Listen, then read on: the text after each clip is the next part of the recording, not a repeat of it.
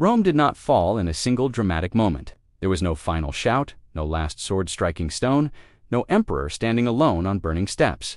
Empires rarely collapse that way. They rot quietly from inside the walls. While markets still open in the morning and citizens still argue about taxes and bread, the real fall begins when wealth stops moving and starts hiding. Picture the height of Roman power. Roads stretch like veins across continents. Ships crowd the Mediterranean. Gold, silver, grain, slaves, marble, and spices pour into the capital. From the outside, it looks like unstoppable strength. But beneath the marble floors of senatorial villas, beneath the triumphal arches and public games, something dangerous is taking root. Not poverty, not invasion. Wealth. Hidden wealth. At first, it seems like success. Generals return from conquest with treasure beyond imagination. Provinces send taxes in coin and goods. Rome becomes the center of gravity for the known world. Money flows toward the elites, senators, generals, imperial families. But instead of circulating back into the system, more of it begins to settle into private vaults, estates, and land holdings. The rich do not spend like the poor. They store, they accumulate, they protect. This changes everything. An empire runs on movement. Soldiers must be paid. Roads must be repaired. Grain must be transported. Ships must be built. When money circulates, each coin performs many tasks. But when wealth is locked into land, luxury estates, and private hoards, the state begins to feel strangely poor even when society is rich. Rome's economy slowly shifts from a dynamic system into a frozen one. The senatorial class invests heavily in massive estates called latifundia. Small farmers cannot compete. They lose land and move to cities where they depend on state grain distributions. Productivity drops. Tax collection becomes harder. Wealth is visible, but liquidity disappears. This is the first fracture. The Roman government still needs revenue, but the richest citizens have found ways to shield their fortunes. Land is harder to tax than trade. Political influence buys exemptions.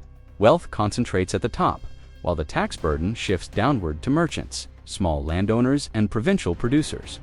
The middle begins to thin out, and every stable system needs a strong middle.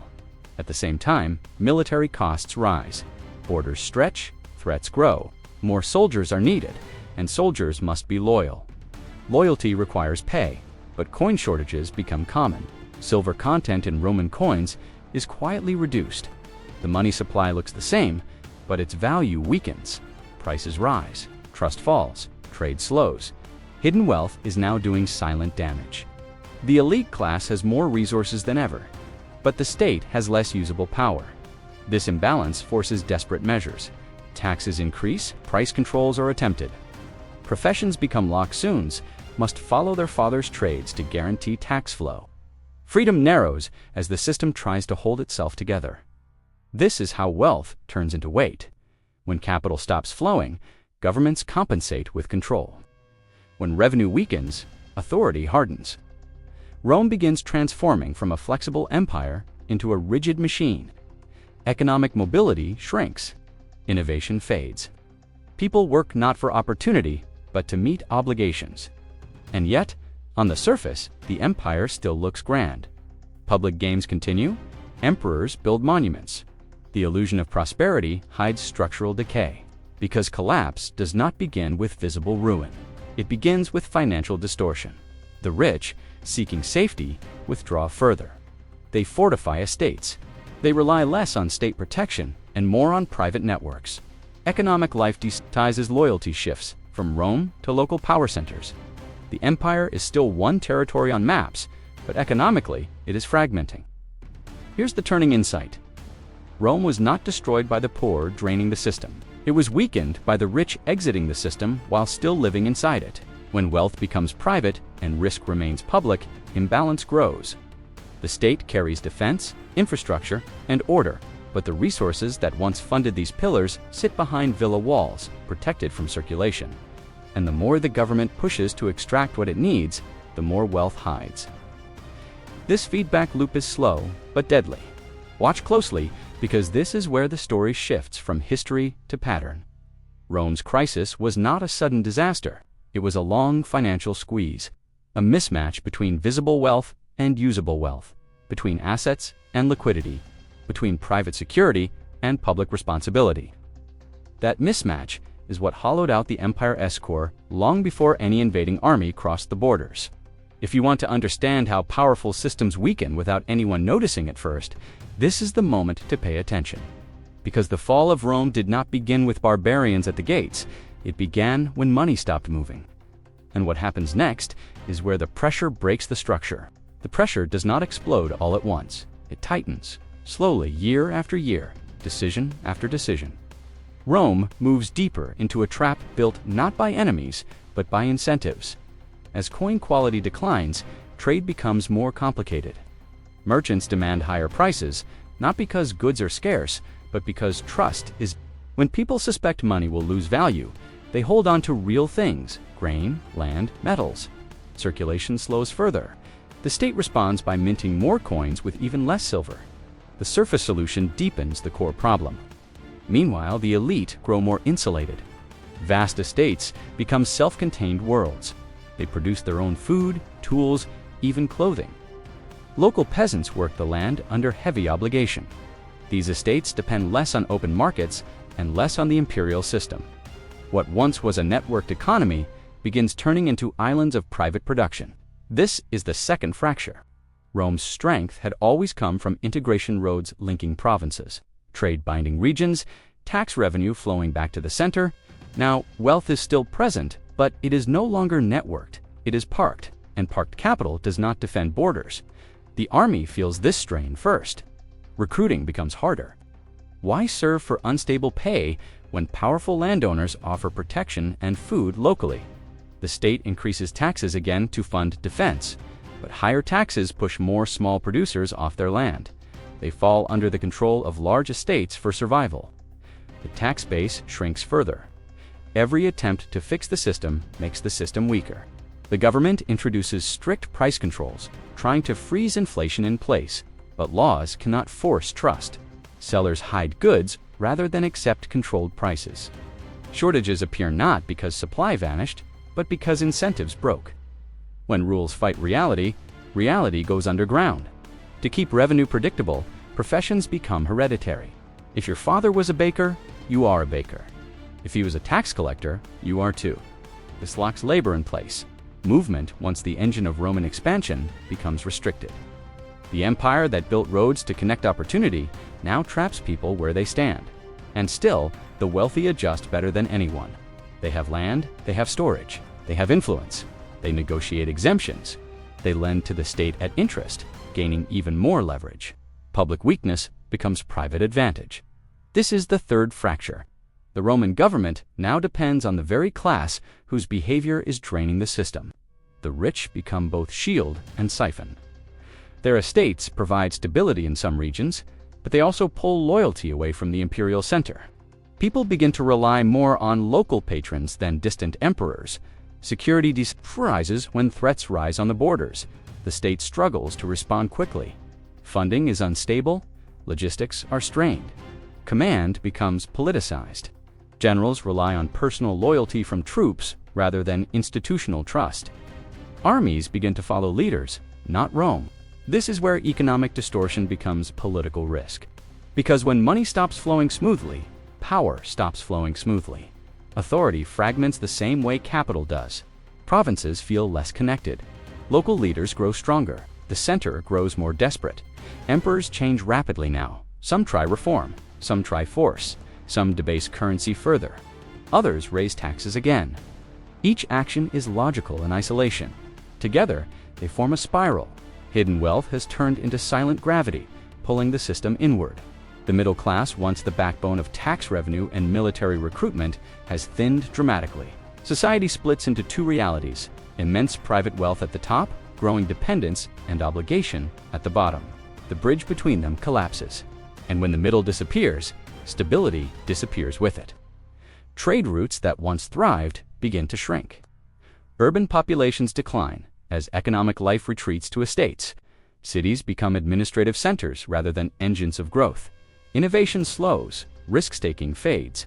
Survival replaces expansion as the dominant goal. Yet no single moment screams collapse. No dramatic switch flips. Life continues. Markets open. Laws are passed. But flexibility, the true strength of any system, is gone. Rome is still powerful on paper. Legions still exist. Emperors still rule. But the economic core that once supported this structure has hardened into something brittle. Wealth is abundant but inaccessible. Assets are large but illiquid. The state commands territory, but not the resources inside it. And this is the breaking point, when an empire looks rich, but cannot act rich, because power is not stored wealth. Power is deployable wealth. When a system cannot convert its assets into action quickly, whether to defend, build, feed, or adapt, it becomes vulnerable to shocks that a healthier structure would absorb easily. The barbarians at the borders are not the cause, they are pressure. The cause lies deeper in decades of capital withdrawing from circulation, while the state's responsibilities never shrink. The next stage is not decline, it is exposure. Because once the system is this rigid, it does not bend when stress hits. It cracks, and the cracks are about to become visible. When the cracks finally show, they do not look like financial failure. They look like military emergencies, political chaos, and territorial loss. But these are symptoms. The structure was already hollow. As pressures mount on the frontiers, Rome can still raise armies, but not with the same cohesion. Units are filled with recruits whose loyalty lies with commanders, regions, or survival, not with a distant imperial system that no longer delivers stability. Funding these forces becomes a constant struggle. Payment is delayed, supplies are inconsistent, confidence erodes, and confidence is a currency more fragile than silver. Trade continues to shrink. Cities that once thrived on exchange and specialization lose purpose as economic life retreats into self-sufficient estates. Urban tax revenue declines. Infrastructure maintenance slows. Roads deteriorate. Harbors silt. The connective tissue of the empire weakens just when coordination is most needed. The state still has laws, still has officials, still has titles, but its reach shortens. Orders issued from the center take longer to matter on the edges. Local power holders step in to fill gaps. Protection, justice, and food increasingly come from large landowners, not imperial administrators. Rome does not disappear. It fragments. Wealth remains visible. Villas still glitter. Gold still exists. Land is still fertile. But this wealth no longer behaves like imperial fuel. It behaves like private insulation. The richest households survive turbulence by turning inward, while the public system absorbs the shocks. This is the final distortion, the separation of private survival from public survival. When crises hit trades, migrations, regional instability, the state needs rapid mobilization. But mobilization requires liquid resources, coordinated logistics, and broad loyalty. Rome now has assets, but not agility. It has territory, but not cohesion. It has elites, but not shared risk. So responses grow slower. Regions fend for themselves. Some strike local deals, some pay outsiders to leave. Some walls hold, others do not. Each compromise weakens the idea of one unified empire. From the outside, it looks like invasion brought collapse. But invasion only revealed what financial imbalance had built. A system where wealth had pooled at the top, circulation had stalled, and the middle, the stabilizing layer, had eroded. The imperial government had tried to hold everything together with rules, controls, and force. But rigidity cannot replace flow. You can command prices, professions, and movement, but you cannot command trust back into a broken monetary system. You cannot legislate liquidity into hoarded wealth. Over time, the western half of the empire becomes a patchwork of territories where Roman identity remains, but Roman capacity does not. Authority shifts to local rulers, military leaders, and land magnates. The imperial structure fades, not because life stops, but because the network that once tied life together dissolves. The hidden wealth never vanished. It simply stopped serving the system that created it. And this is the pattern that matters. Powerful societies often believe danger comes from scarcity, from running out of money, resources, or people. But Rome shows a different threat: misallocated abundance. Wealth that concentrates but does not circulate. Assets that grow while liquidity shrinks. Private security rising as public capacity falls. When the richest actors can detach from the system's risks while still benefiting from its protections, incentives shift. Preserving personal stability becomes more rational than maintaining systemic stability. Over time, enough of these decisions reshaped the structure itself. The fall, then, is not an event. It is the moment when the system can no longer convert what it has into what it needs. Rome had land, gold, labor, and history. What it lost was flow of money, trust, mobility, and shared responsibility. Once that flow stopped, everything else became harder, slower, and more fragile. This story is not about ancient coins or distant emperors.